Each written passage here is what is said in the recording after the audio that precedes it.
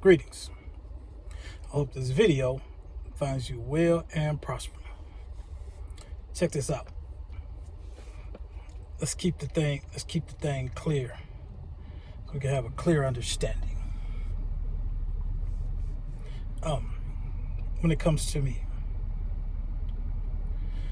I'm a passport brother, and I enjoy seeing other men be the passport bros. When the subject dies down, it's going to die down. But one thing I want to make clear about me, I love women. Listen, if I'm going to criticize a woman, hey, that's going to be, one-on-one me and her.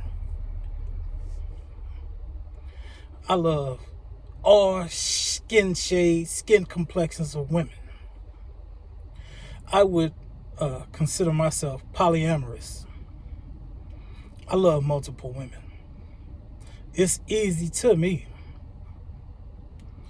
Hey, if you want to talk about it, we can talk about it.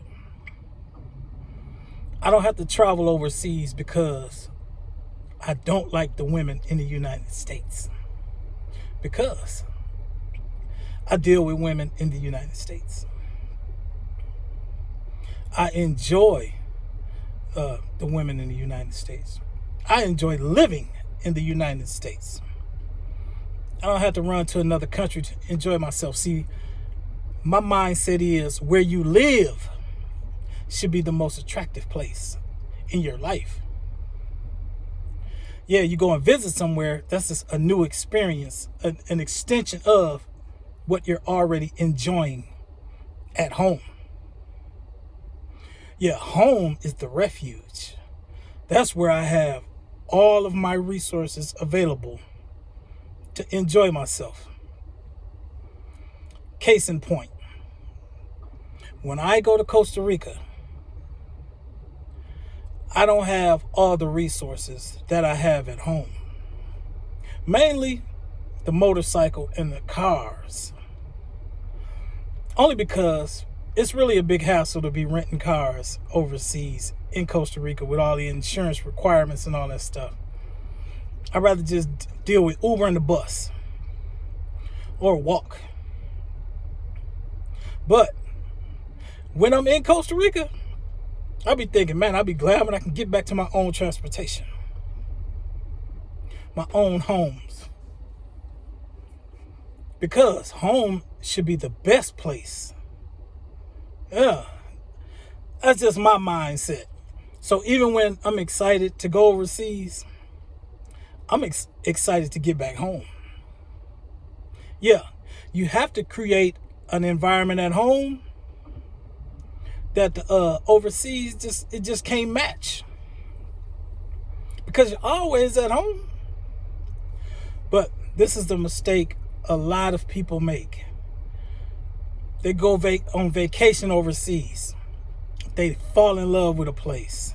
They say, oh, I'm going to move there, thinking that it's going to be like their vacation experience. It's not going to be your vacation experience.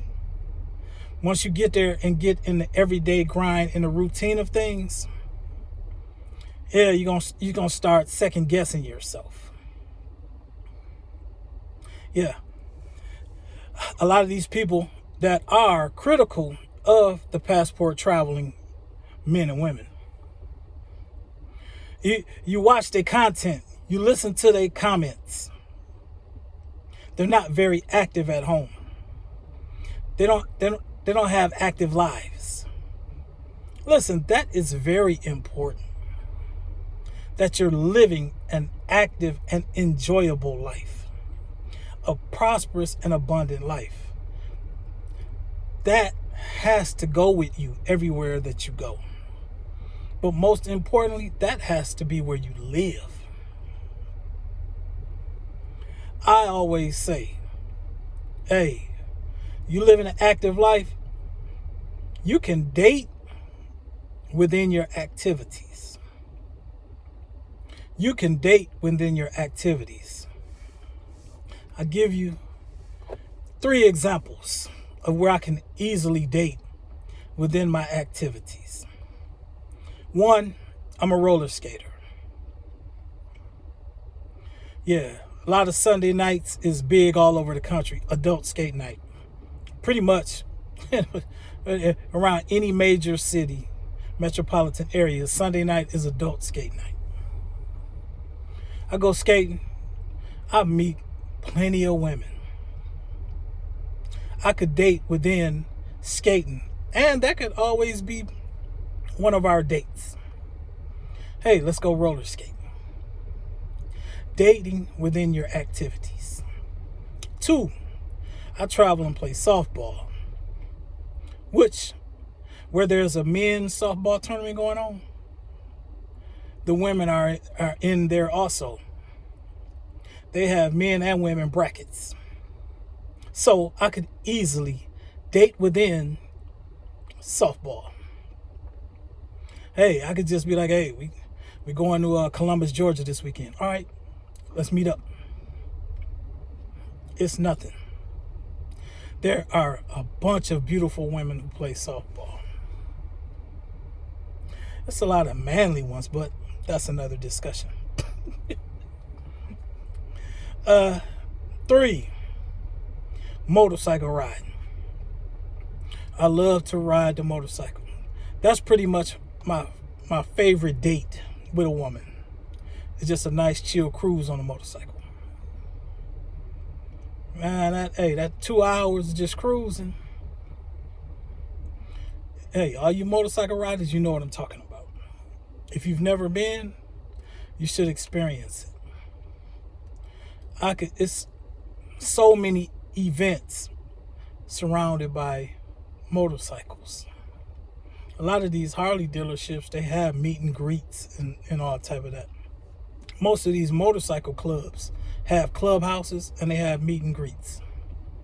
So you can date within that if you're a bike rider. That's why I say these people, some of these people that move overseas, they making content, they're idle overseas because they left what they knew and they moved somewhere to start over. They moved to a new place and I have to make new friends and all that. They away from family. That's why I say a lot. I can tell. I can tell by the comments and the live chats and their content. They weren't really enjoying home. So they went overseas somewhere and figured, hey, I can make content. Yeah, make content of what? Criticizing other people and the way they live. That's it. You might see some of them, depending on how much you watch them. You might see some of them posting some activities or something.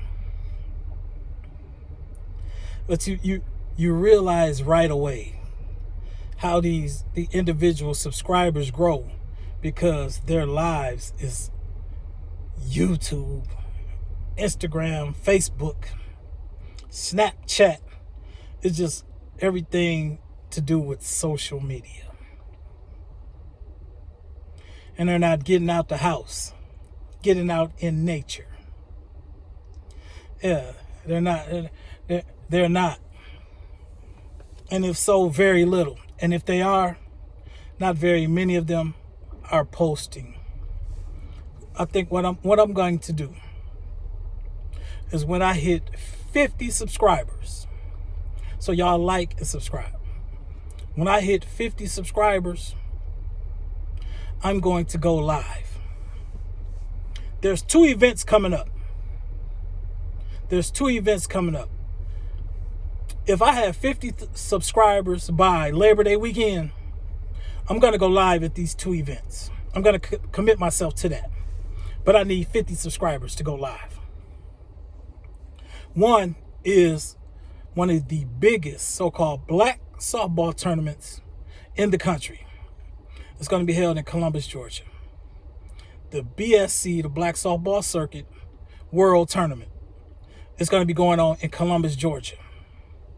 Labor Day weekend. At the same time, I believe that there's going to be a skate-a-thon, Joy Skate-a-thon in Atlanta, Georgia, that same weekend. So if I get 50 subscribers and I'm able to go live, I'm going to go live at the softball tournament and at Joy Skate-a-thon. I want you all to see, if I don't go live, then what I will do is I'll just record the videos and I'll upload the videos. But I want you all to see, them live. Listen, like I said, these people making content talking about black community and black this and black that, they're not active in the community. See, I'm an elder amongst the people. I participate amongst the people and I get along. Yeah, folks are really not out, black men and black women are really not out here banging heads against each other like this social media be making it out to be. So I'm going to show you all regardless. Like I said, I'll go live with 50 subscribers or more. If not, I'm going to record the content and I'm going to post it. The BSC World Softball Tournament, Black Softball Circuit World Tournament in Columbus, Georgia, where these are the fields that you remember when Atlanta had the Olympics. This is where they had the fast pitch softball tournament in Columbus, Georgia, hour and a half south of Atlanta. These are the fields that they used for the Olympics when the Olympics was in Atlanta. So there's always a black tournament. I like the copper color people. There's always copper color people tournaments going on at these beautiful fields that were built for the Olympics when they were held in Atlanta. So that's why we go to Columbus a lot. Enjoy Skate-a-thon. They have skate jams all over the country. Usually each city has their own weekend. And thousands and thousands of skaters travel to whatever city they enjoy. I've been to the one in St. Louis. I've been to the one in Atlanta. And Milwaukee wasn't really having, did I attend when I was living in Milwaukee? I wasn't really into the skate jams, the big national ones. But yeah, people come from all over the country, skating from city to city. Beautiful thing. I love my roller skates. And I love being amongst people. We get along and we enjoy ourselves. It's not world star hip hop. Yeah, it's not people cussing each other out and fighting and all that type of stuff. Even when I rode the motorcycle from Atlanta to Los Angeles. There's a motorcycle club out there called Rare Breed. I want to say they had their 30th or 31st anniversary. Rare Breed out in Los Angeles. This was like right after Nipsey Hussle had got killed. And I wasn't a listener, but I was like, man, I have to go to his store. I have pictures. I went to his store. I wanted to feel that area. Like you see it on video and then you're like, So I made it my point. Me and the chick I was out there hanging out with, we jumped on the bike. I said, we going to Nip's store. So all right, let's go. She was from Sacramento. So all right, let's go.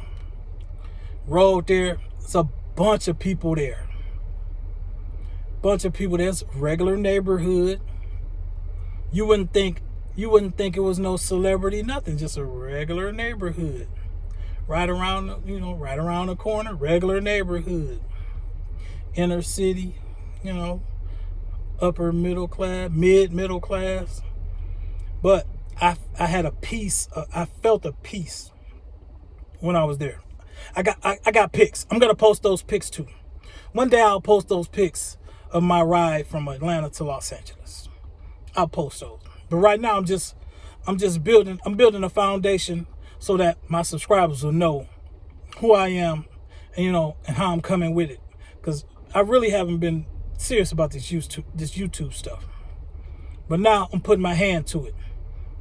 I'm putting my hand to this YouTube stuff because we have a lot of representatives. They're really not good ambassadors for us. They don't show the world a good light. They don't show the world. They don't show good examples of who we are and what we do. And especially a bunch of this social media stuff, the stuff that really is popular, it's not an accurate representation of the copper colored people. That's why I'm here. Peace.